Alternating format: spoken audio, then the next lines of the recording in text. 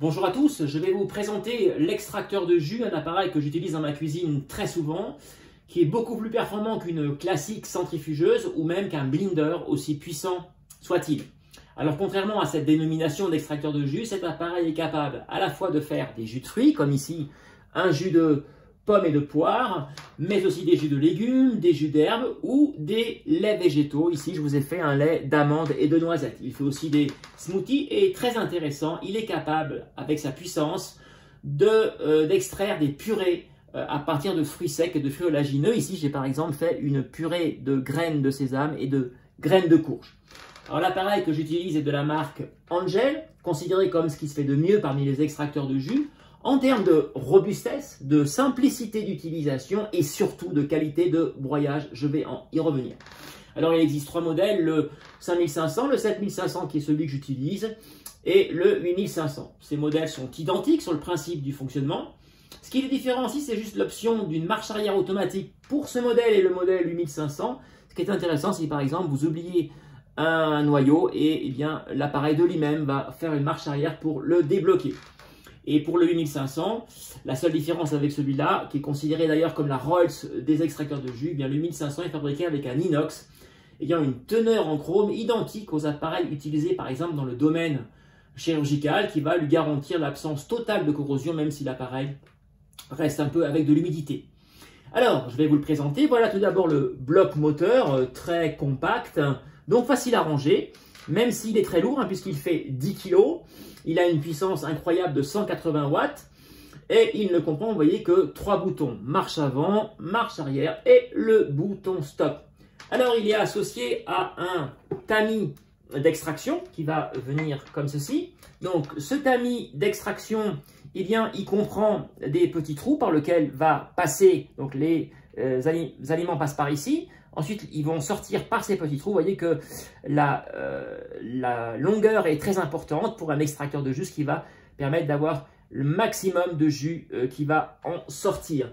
Au bout, eh bien, les aliments passent à l'intérieur. Et là, ici, il y a deux gros trous qui vont permettre de sortir tout ce qui est fibres et pulpe.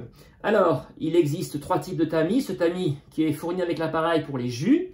Il y a un autre tamis qui est pour les smoothies avec des trous un peu plus gros que vous voyez ici. Et enfin un troisième tamis qui est le tamis pour les purées où là l'ensemble de la purée va sortir vers le bac de réception.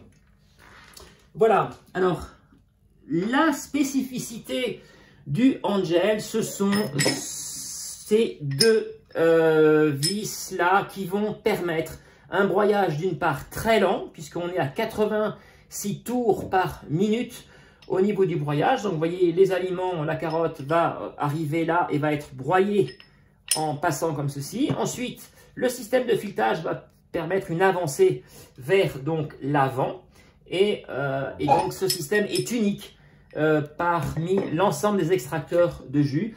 Voilà pourquoi, avec cet extracteur-là, vous avez un taux de récupération de jus bien plus important que l'ensemble des autres extracteurs. Alors, je précise quand même que la plupart des extracteurs ont, par rapport à une centrifugeuse ou un blender, des rotations lentes autour de 90 à 100. Alors, c'est très facile de la mise en place. Vous voyez, donc, on va mettre les vis à l'intérieur, comme ceci. Voilà.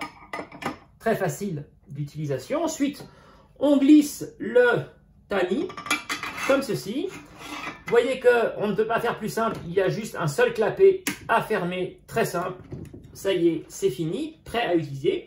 Il y a un petit clapet au-dessus pour éviter les éclaboussures et permettre au jus de passer dans les bacs. Voilà, donc le tamis est mis. Et ensuite, je mets mes deux bacs.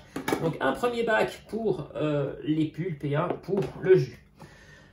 Voilà, ensuite, eh bien, l'appareil est prêt à être utilisé. Donc, un bouton marche arrière, arrêt à l'arrière.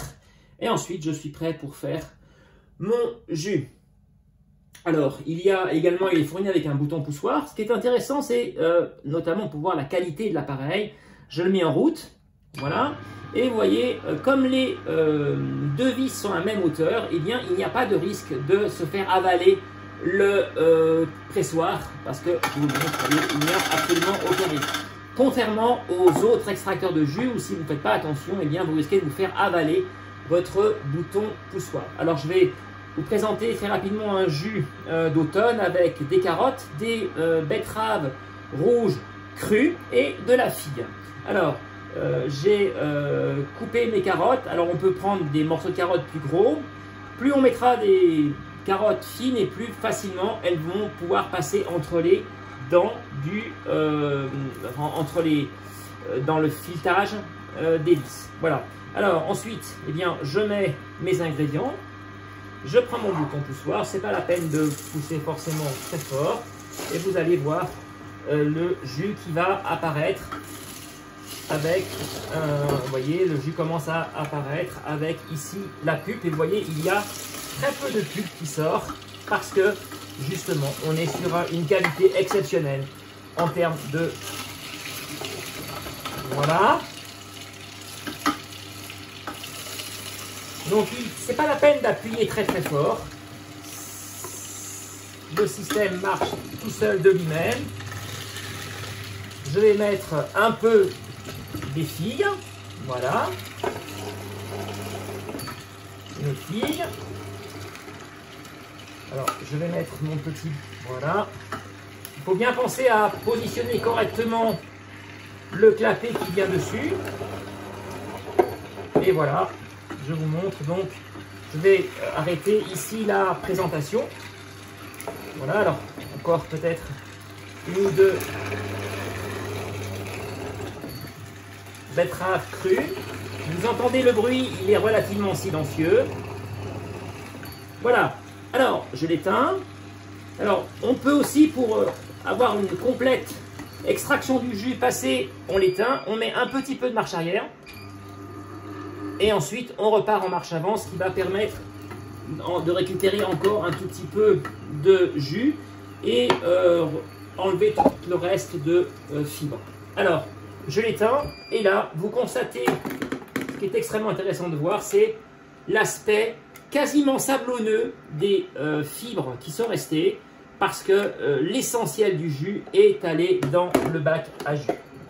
Voilà, et bien je vous ai montré ici un jus très facile à faire. On peut faire plein d'autres recettes, je vous en montrerai d'autres très prochainement. Voilà, merci, à très bientôt.